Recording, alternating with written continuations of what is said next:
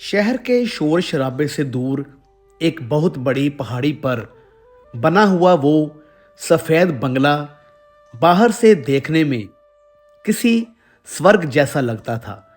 जहाँ हरियाली थी, फव्वारे थे और विदेशी गाड़ियाँ खड़ी रहती थी।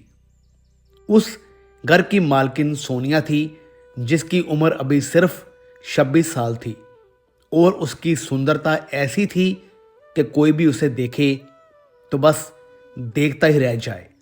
मगर उस घर की दीवारों के अंदर का सच कुछ और ही था। सोनिया रोज सुबह अपनी रेशमी चादरों में जागती थी तो उसकी नज़र सबसे पहले अपने बगल वाले तकिए पर जाती थी, जो कि हमेशा खाली रहता था।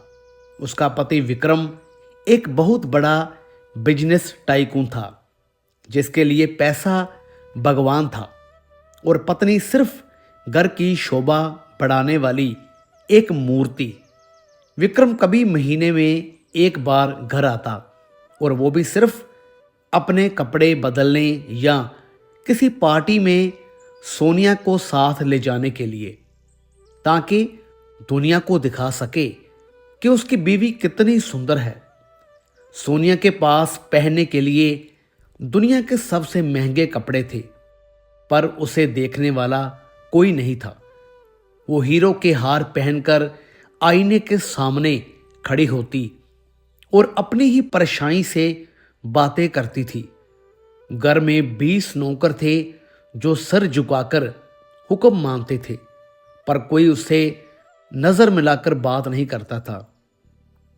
सोनिया का दिन स्विमिंग पूल के किनारे बैठकर या किताबों के पन्ने पलटकर बीतता था, पर रात होते ही उस बड़े घर का सन्नाटा उसे खाने को दौड़ता था।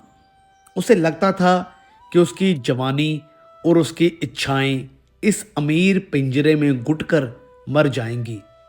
सोनिया की सुरक्षा को लेकर विक्रम बहुत ज़्यादा सतर्क रहता था, क्योंकि उसे डर था कि उसके दुश्मन कहीं सोनिया को नुकसान न पहुंचा दे।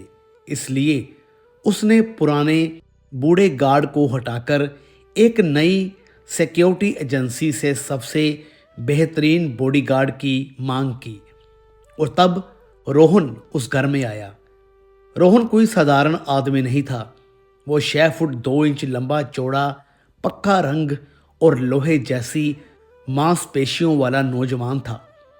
उसके चेहरे पर एक अजीब सी गंभीरता थी, जैसे उसने जिंदगी में बहुत दुख देखे हों। जिस दिन रोहन पहली बार नौकरी पर आया, सोनिया अपनी बालकनी में खड़ी होकर कॉफ़ी पी रही थी। उसने देखा कि मेन गेट में से एक काला बैग टांगे हुए एक शख्स अंदर आ रहा है, जिसकी चाल में एक अलग ही आत्मविश्वास था। जब रोहन ने ऊपर देखा तो सोनिया ने पहली बार किसी मर्द की आंखों में इतनी गहराई देखी। विक्रम की आंखें हमेशा घड़ी या फोन पर रहती थी, पर रोहन की आंखें सीधे सोनिया को देख रही थी। उस एक पल में सोनिया को लगा जैसे किसी ने उसे सच में देखा है। रोहन को आउट हाउस में रहने की जगह दी गई, जो बंगले के ठीक पीछे था। अब सोनिया की दिनचर्या में एक नया काम जुड़ गया था। वो छुप छुप कर अपनी खिड़की के पर्दे हटाकर रोहन को देखती रहती थी। रोहन बहुत मेहनती था। वो सुबह 5 बजे उठ जाता और बगीचे में कसरत करता था। सोनिया, जो पहले देर तक सोती थी, अब वो भी जल्दी उठने लगी, सिर्फ इसलिए ताकि वो रोहन को देख सके। एक दिन सोनिया जानबूझकर सुबह टहलने के बहाने गार्डन में गई। रोहन वहां अपनी शर्ट उतारकर पुशअप्स लगा रहा था। उसका बदन पसीने से चमक रहा था और सूरज की पहली किरणें उसकी पीठ पर पड़ रही थी। सोनिया जब उसके पास से गुजरी तो उसे रोहन के पसीने और मिट्टी की मिली जुली महक आई, जो उसे दुनिया के किसी भी महंगे परफ्यूम से भी ज़्यादा नशीली लगी।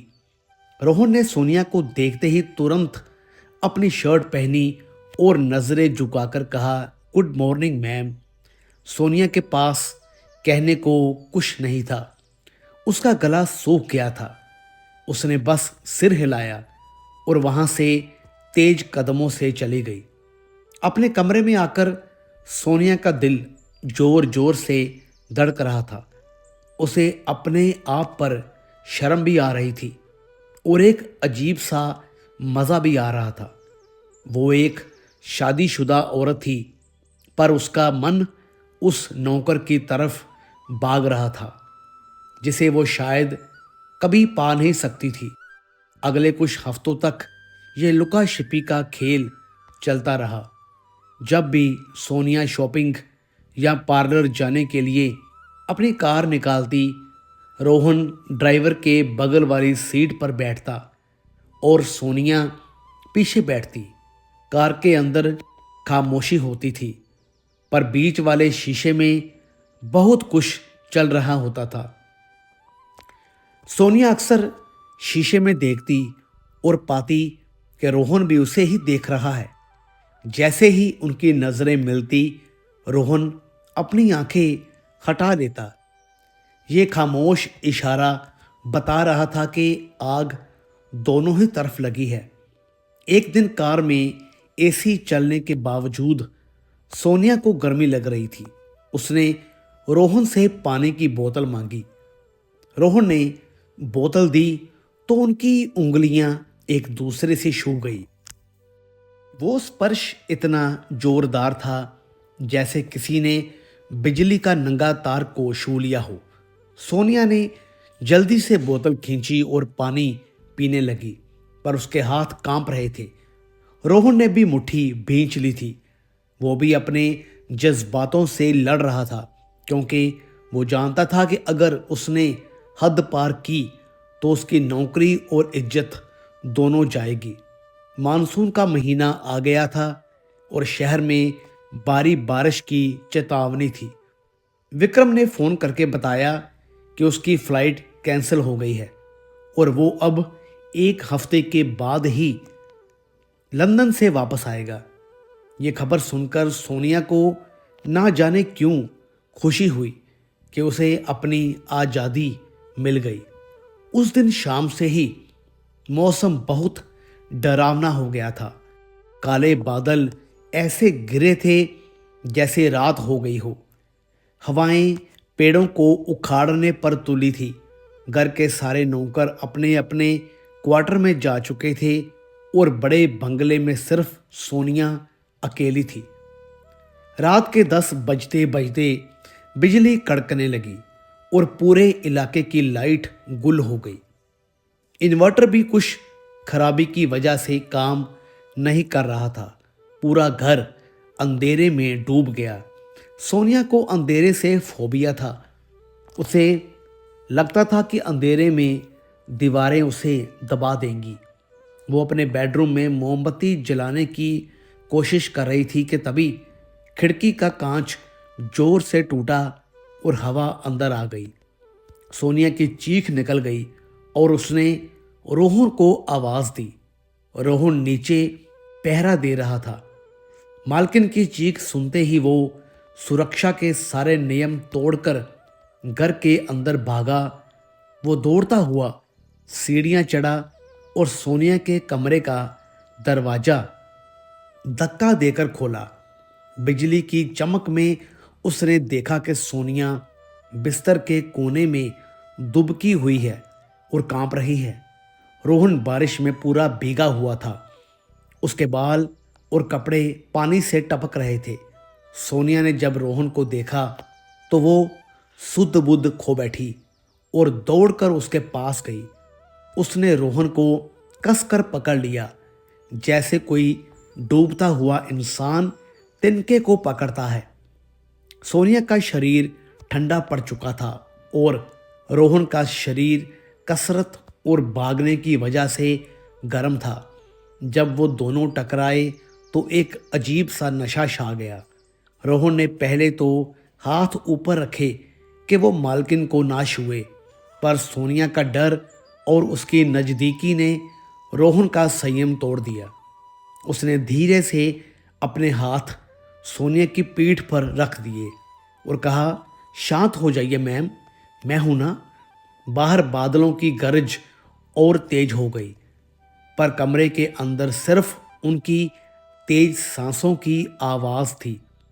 सोनिया ने अपना चेहरा रोहन के भीगे हुए सीने में छिपा लिया था। वो रोहन की धड़कन सुन सकती थी। सोनिया ने धीरे से अपना सिर ऊपर उठाया और रोहन की आंखों में देखा। उन आंखों में अब नौकर वाला भाव नहीं था, बल्कि एक मर्द की चाहत थी। रोहन ने अपनी उंगलियों से सोनिया के चेहरे पर आए भीगे बालों को हटाया। ये इशारा इतना अपनापन भरा था कि सोनिया की आंखों से आंसू निकल आए कि जो प्यार उसे पति से मिलना चाहिए था, वो उसे एक बॉडीगार्ड से मिल रहा है। दोनों के चेहरे करीब आने लगे। वो दोनों जानते थे कि ये गलत है, ये पाप है, पर उस वक्त कोई भी नियम उन्हें रोक नहीं पा रहा था। सोनिया ने अपनी आंखें बंद कर ली और रोहन उसके होठों के करीब आ गया। उनकी सांसें एक हो रही थी। ठीक उसी पल बेड के साइड टेबल पर रखा सोनिया का फोन वाइब्रेट हुआ और उसकी रिंगटोन उस सन्नाटे में किसी धमाके जैसी लगी। सोनिया को ऐसा लगा जैसे किसी ने उसे नींद से थप्पड़ मारकर जगा दिया हो। उसने फोन की स्क्रीन देखी जिस पर पति देव लिखा था। यह विक्रम का वीडियो कॉल था। सोनिया एकदम से पीछे हटी और उसने अपने कपड़ों को ठीक किया। रोहन भी हक्का बक्का रह गया। उसे अपनी औकात याद आ गई। वो बिना एक शब्द बोले पीछे मुड़ा और कमरे से बाहर अंधेरे में गायब हो गया। सोनिया ने कांपते हाथों से फोन उठाया और चेहरे पर झूठी मुस्कान लाकर विक्रम से बात की, पर उसका दिल रो रहा था। उसे खुद पर गुस्सा आ रहा था और साथ ही उस अधूरे पल का पछतावा भी हो रहा था। पूरी रात सोनिया सो नहीं पाई। वो बस छत को घूरते हुए सोचती रही कि क्या वो एक बदचलन औरत है या बस एक प्यासी रूह है। अगली सुबह बारिश रुक चुकी थी, पर सोनिया और रोहन के बीच एक दीवार खड़ी हो गई थी। सोनिया जानती थी कि कल रात जो हुआ वो सिर्फ एक शुरुआत थी, और अगर रोहन इस घर में रहा तो वो किसी ना किसी दिन अपनी सारी हदें पार कर जाएगी, और अगर विक्रम को पता चला तो वो रोहन को जान से मार देगा। सोनिया ने रोहन को बचाने के लिए और अपनी शादीशुदा जिंदगी को बचाने के लिए एक कठोर फैसला लिया। उसने मैनेजर को बुलाया और कहा कि रोहन को तुरंत नौकरी से निकाल दिया जाए।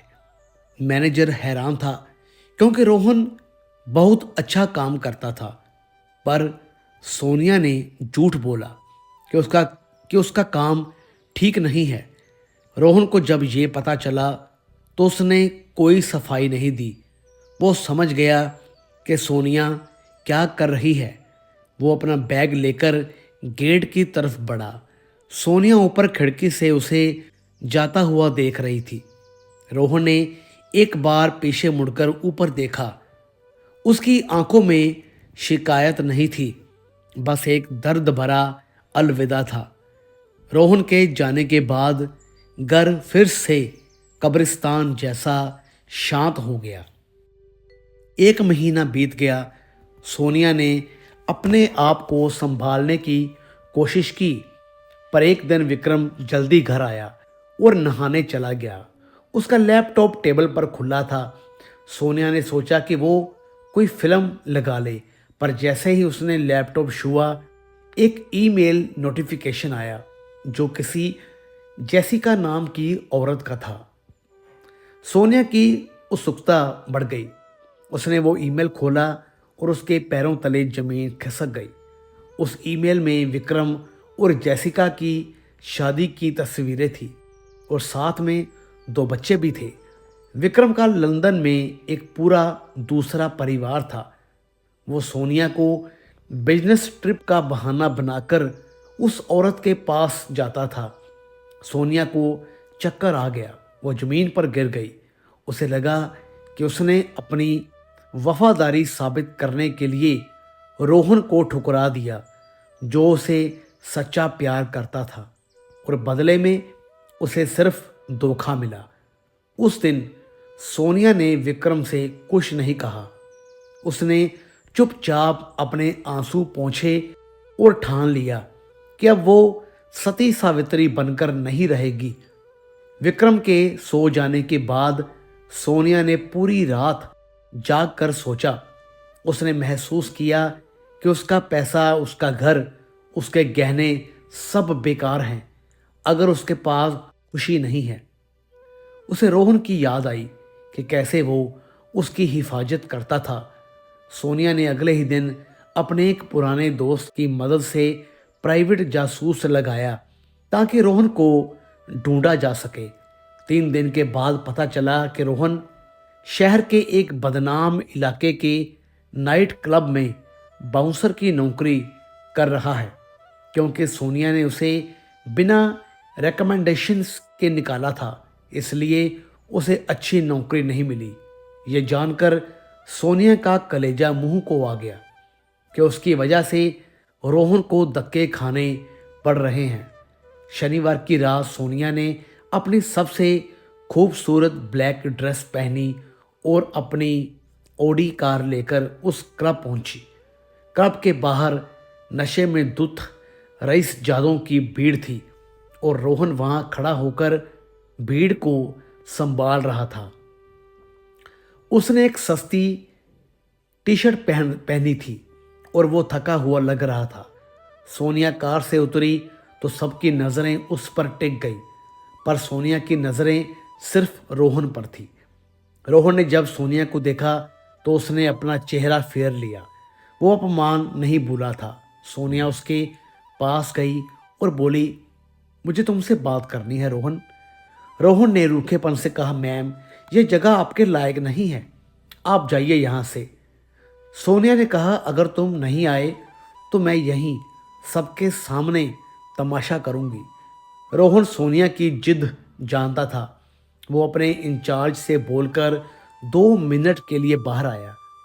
सोनिया रोहन को लेकर क्लब के पीछे वाली गली में गई जहां अंधेरा था। वहां पहुंचते ही सोनिया रो पड़ी। उसने रोहन के हाथ पकड़ लिए और कहा, मुझे माफ़ कर दो, मैंने तुम्हारे साथ गलत किया। रोहन ने अपने हाथ छुड़ाए और कहा, अब क्या फ़ायदा मैम, आप अपने महलों में खुश रहिए, मैं अपनी दुनिया में ठीक हूँ। तब सोनिया ने चिल्लाकर कहा, मैं खुश नहीं हूँ, विक्रम ने मुझे धोखा दिया है, उसका दूसरा परिवार है, मैं बिल्कुल अकेली हूँ। रोहन ये सुनकर रोहन का गुस्सा पिघल गया। उसने सोनिया को रोते हुए देखा तो उसे रहा नहीं गया। उसने आगे बढ़कर सोनिया के आंसू पोंछे। उस स्पर्श ने फिर से वही जादू जगा दिया जो उस तूफानी रात को जगा था। सोनिया ने अपना सर रोहन के कंधे पर रख दिया और पहली बार उसे सुकून मिला। उस रात के बाद सोनिया बदली नहीं बल्कि बागी हो गई। उसने विक्रम को बताए बिना घर से निकलना शुरू कर दिया। रोहन ने क्लब की नौकरी छोड़ दी और सोनिया ने उसे शहर के दूसरे कोने में एक छोटा सा फ्लैट दिला दिया। अब वो फ्लैट उनकी दुनिया बन गया था। दिन में जब भी मौका मिलता सोनिया वहां जाती। वहां कोई नौकर नहीं था, कोई ऐशो आराम नहीं था, पर वहां प्यार था। सोनिया अपने हाथों से रोहन के लिए खाना बनाती और रोहन उसे अपने हाथों से खिलाता। वो दोनों घंटों बातें करते, हंसते और एक दूसरे की बाहों में सोते। सोनिया ने महसूस किया कि खुशी मखमली गद्दों में नहीं बल्कि प्यार करने वालों की बाहों में है। उनका यह रिश्ता हवस का नहीं बल्कि 2 टूटे हुए दिलों का इलाज था। सोनिया के व्यवहार में आए बदलाव को विक्रम ने नोटिस करना शुरू कर दिया। सोनिया जो पहले डरी सहमी रहती थी, अब वो खुश रहने लगी थी और विक्रम के तानों का जवाब देने लगी थी। विक्रम को शक हुआ। उसने सोनिया के ड्राइवर को डराया धमकाया। ड्राइवर ने बता दिया कि मैडम आजकल रोज दोपहर को शहर के पुराने इलाके में जाती है और कई घंटों बाद आती है। विक्रम का खून खौल उठा। उसे लगा कि उसकी जागीर पर किसी और ने कब्जा कर लिया है। उसने फैसला किया कि वो सोनिया को रंगे हाथों पकड़ेगा। सोनिया और रोहन ने एक दिन शहर से दूर जाने का प्लान बनाया। वो एक सुनसान हिल स्टेशन के रिजॉर्ट में गए ताकि वो खुलकर जी सकें। वहाँ की वादियों में वो एक दूसरे का हाथ पकड़कर घूमे। उन्होंने साथ में तस्वीरें ली और वो सब किया जो एक आम कपल करता है। शाम को वो अपने कॉटेज के बाहर बोनफायर जलाकर बैठे थे। तभी वहां एक तेज रफ्तार गाड़ी आई और उसमें से विक्रम और उसके 4 गुंडे उतरे। विक्रम को वहां देखकर सोनिया के हाथ से कॉफी का मग गिर गया। विक्रम ने आते ही सोनिया को बालों से पकड़ लिया और घसीटने लगा। रोहन शेर की तरह बीच में कूद पड़ा और उसने विक्रम का हाथ पकड़कर मरोड़ दिया। विक्रम के गुंडे रोहन पर टूट पड़े, पर रोहन बहुत ताकतवर था। उसने अकेले ही चारों को धूल चटा दी। विक्रम अपनी बंदूक निकालने ही वाला था कि रोहन ने एक पत्थर मारकर बंदूक दूर फेंक दी। सोनिया ने बीच में आकर कहा, बस करो विक्रम। विक्रम ने चिल्लाकर कहा, तू एक नौकर के लिए मुझे छोड़ रही है? सोनिया ने कहा, हाँ, क्योंकि ये नौकर तुझसे ज़्यादा मर्द है। ये मुझे खरीदता नहीं, मुझे प्यार करता है। सोनिया ने अपनी हीरे की अंगूठियां और मंगलसूत्र उतारा और विक्रम के मुंह पर फेंक दिया और कहा, आज से मेरा और तेरा रिश्ता खत्म, मैं जा रही हूँ। विक्रम ने धमकी दी कि तुम दोनों को मैं पाताल से भी ढूंढ निकालूंगा और जान से मार दूंगा। सोनिया और रोहन वहां से रोहन की पुरानी बाइक पर भाग निकले। उन्होंने अपने फोन फेंक दिए ताकि कोई ट्रैक ना कर सके। वो रात भर चलते रहे। ठंडी हवा सोनिया के चेहरे पर लग रही थी, पर उसे डर नहीं लग रहा था क्योंकि उसने रोहन की कमर पकड़ रखी थी। सुबह होते होते वो दूसरे राज्य की सीमा पर पहुंच गए। अब उनके सामने असली चुनौती थी। सोनिया ने कभी भी गरीबी नहीं देखी थी और रोहन के पास जमा पूंजी बहुत कम थी। उन्होंने एक छोटे से कस्बे में पहचान बदलकर रहने का फैसला किया। उन्होंने अपना नाम बदल लिया और पति पत्नी बनकर एक छोटी सी खोली किराए पर ली। जिंदगी बहुत मुश्किल हो गई थी। सोनिया को अब कुएं से पानी भरना पड़ता था और मिट्टी के तेल वाले स्टोव पर खाना बनाना पड़ता था। उसके कोमल हाथ अब सख्त होने लगे थे। रोहन दिन भर ईंटें उठाने का काम करता था। शाम को जब वो थका हारा घर आता तो सोनिया उसका सर दबाती और वो एक ही थाली में खाना खाते। उनके पास पैसे नहीं थे, पर हंसी बहुत थी। कभी कभी सोनिया को अपने पुराने जीवन की याद आती, जब वो एसी के बिना नहीं रह पाती थी और अब वो पसीने में सोती थी। पर जब रोहन उसे रात को गले से लगाता तो उसे लगता कि ये गरीबी उस अमीरी से लाख गुना बेहतर है। 6 महीने बीत गए और उन्हें लगा कि विक्रम अब उन्हें भूल गया होगा, पर विक्रम जैसा अहंकारी आदमी अपना अपमान कभी नहीं भूलता। उसने देश के सबसे बड़े डिटेक्टिव और पुलिस के वरिष्ठ अफसरों को काम पर लगा रखा था। सोनिया ने गलती से अपनी मां को एक पीसीओ से फ़ोन कर दिया था। बस वहीं एक गलती भारी पड़ गई। पुलिस ने लोकेशन ट्रेस कर ली। विक्रम को खबर मिल गई। उसने पुलिस को आदेश दिया कि रोहन को जिंदा नहीं पकड़ना है, उसे एनकाउंटर में मार देना है और सोनिया को वापस लाना है। उस दिन रोहन सोनिया के लिए बाजार से एक सस्ती सी साड़ी लाया था क्योंकि सोनिया का जन्मदिन था। वो दोनों बहुत खुश थे और घर में छोटा सा जश्न मना रहे थे। तभी बाहर सायरन की आवाज़ें आने लगी और लाउड स्पीकर पर ऐलान हुआ कि मकान को घेर लिया गया है। सोनिया और रोहन खिड़की से झांके तो देखा कि दर्जनों पुलिस वाले बंदूकें ताने खड़े हैं। सोनिया बुरी तरह से डर गई। रोहन ने उसे कहा कि मैं उन्हें सरेंडर कर दूंगा, वो मुझे कुछ नहीं करेंगे, तुम बस मेरे पीछे रहना। जैसे ही रोहन ने दरवाज़ा खोला, पुलिस ने बिना चेतावनी दिए उस पर लाठियां बरसानी शुरू कर दी। सोनिया चीखती हुई बीच में आई, पर महिला पुलिस ने उसे पकड़ लिया। रोहन को सोनिया के सामने जानवरों की तरह पीटा गया।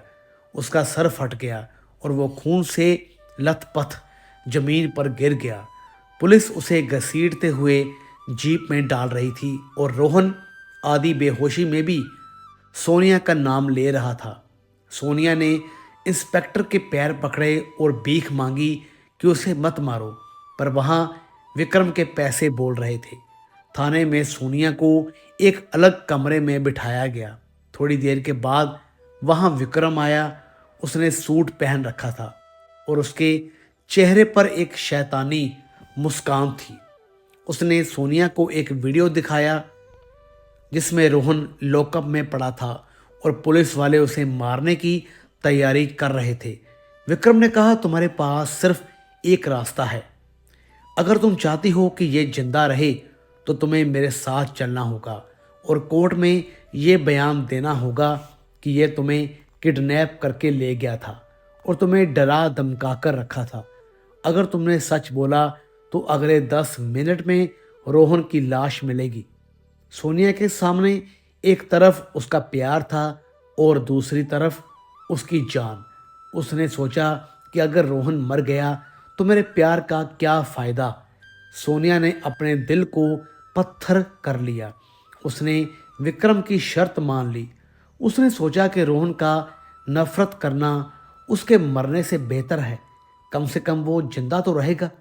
सोनिया ने अपनी आंखों के आंसू सुखाए और विक्रम के साथ लॉकअप की तरफ बढ़ी। रोहन सलाखों के पीछे दर्द से कराह रहा था। उसने जब सोनिया को देखा तो उसकी आंखों में एक उम्मीद जागी। वो लड़खड़ाते हुए सलाखों के पास आया और बोला, सोनिया तुम ठीक तो हो? सोनिया ने विक्रम का हाथ पकड़ लिया और रोहन की तरफ नफरत से देखा। उसने कहा, रोहन मुझे तुम्हारी शक्ल से भी नफरत है। तुमने मेरी जिंदगी नर्क बना दी थी। मैं तो बस मौके का इंतज़ार कर रही थी कि कब विक्रम मुझे बचाने आए। मैं एक रानी हूँ और रानी झोंपड़ियों में नहीं रहती। हमारा वो प्यार बस एक नाटक था ताकि तुम मुझे मार ना दो। ये सुनकर रोहन सन्न रह गया। उसे लगा जैसे किसी ने उसकी छाती में खंजर घोंप दिया हो। वो चिल्लाया, झूठ, ये झूठ है सोनिया। पर सोनिया मुड़ी और विक्रम के साथ चली गई। बाहर निकलते ही सोनिया फूट फूट कर रोई, पर अंदर रोहन की दुनिया उजड़ चुकी थी। रोहन को सोनिया की गवाही के बाद छोड़ दिया गया क्योंकि विक्रम ने केस वापस ले लिया था। पर रोहन अब वो रोहन नहीं रहा था। वो एक जिंदा लाश बन गया था। उसकी आंखों में अब औरतों के लिए सिर्फ नफरत थी। उसे लगता था कि अमीर लोग गरीबों के जज्बातों से खेलते हैं। उधर सोनिया वापस अपने सोने के पिंजरे में आ गई। विक्रम अब उसे और ज़्यादा प्रताड़ित करने लगा था। वो उसे रोज याद दिलाता था कि तूने अपने आशिक को खुद धोखा दिया। सोनिया रोज रात को नशे की गोलियां खाकर सोती थी ताकि उसे रोहन का वो टूटा हुआ चेहरा याद ना आए। सालों बाद भी शहर के उस पुराने पार्क में एक पागल सा आदमी बैठा रहता था जो आते जाते लोगों को घूरता रहता था। वो रोहन था जो अपना मानसिक संतुलन खो चुका था और उसी शहर के एक बड़े हॉस्पिटल के बिस्तर पर सोनिया अपनी आखिरी सांसें गिन रही थी। दोनों एक ही शहर में थे, पर एक दूसरे से कोसों दूर। उनकी कहानी ने ये साबित कर दिया कि कभी-कभी प्यार को बचाने के लिए प्यार को मारना भी पड़ता है, और कुछ कहानियों का अंत मिलन नहीं बल्कि तबाही होता है। तो दोस्तों, कैसी लगी आपको ये कहानी? वीडियो अच्छी लगी हो तो लाइक करें, शेयर करें, चैनल को सब्सक्राइब ज़रूर करें। तो मिलेंगे फिर से एक और नई दिलचस्प कहानी के साथ। तब तक के लिए गुड बाय।